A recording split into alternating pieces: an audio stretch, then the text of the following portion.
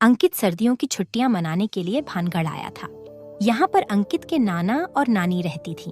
अंकित अपनी नानी के यहाँ आता है और कहता है, फाइनली नानी मैं आ गया हूँ आपके साथ रहने के लिए। अब मैं कुछ दिन यहीं रहूंगा और मस्ती करूंगा। हाँ बेटा, मस्ती तो कर लेना, पर अपना ख्याल रखना क्योंकि आजकल कुछ ज्यादा ही सर्दी पड़ रही है। हाँ नानी, पर आप मेरी फिक्र करना छोड़ दो। हाँ हाँ बेटा, लेकिन तुम काफी थक गए होंगे, अब खाना खा लो।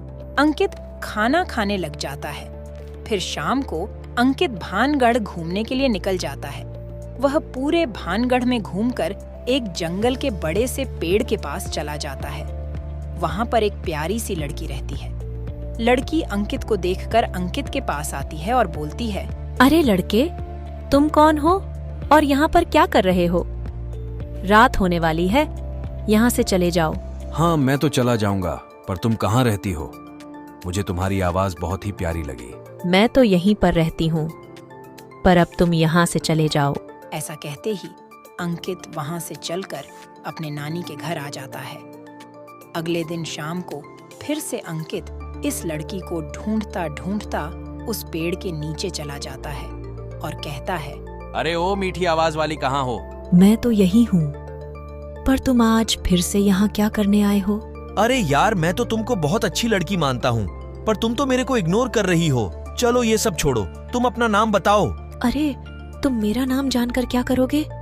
तुम यहाँ से चले जाओ, बस रात होने वाली है। तुम अपना नाम बता दो, फिर मैं अपने आप घर चला जाऊंगा।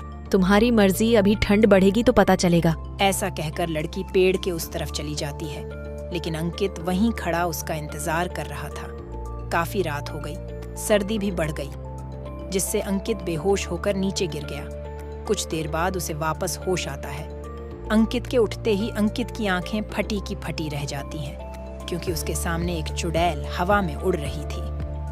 वह कुछ बोल पाता कि वह वापस बेहोश हो गया। फिर चुड़ैल उसके पास आकर आग जलाती है ताकि अंकित को सर्दी कम लगे, और अपने मन ही मन में सोचती है कि यह लड़का कल से मेरे से बात करना चाह रहा है, पर मैं उससे सही से बात भी नहीं कर रही हूँ। इस लड़की को अंकित से लगाव हो जाता है। कुछ समय बाद अंकित की आंखें खुलती हैं और वह उठकर देखता है तो उसके सामने कोई नहीं था। फिर वहां से लड़की निकल कर आती है और बोलती है, तुम कितने अच्छे हो जो अभी तक मेरा नाम जानने के लिए मेरा इंतजार कर रहे थे। मैंने कहा था ना कि मैं तुम्हारा नाम जाने बगैर यहाँ से कहीं नहीं जाऊंगा। दोनों में काफी लगाव हो जाता है, लेकिन लड़की को एक चिंता सता रही थी कि वह अंकित को कैसे बताएं कि वही एक चुड़ैल है जो इस पेड़ की रक्षा करती है। इसके अगले पार्ट में जानेंगे कि अब अंकित और उसकी लव स्टोरी का क्या होगा।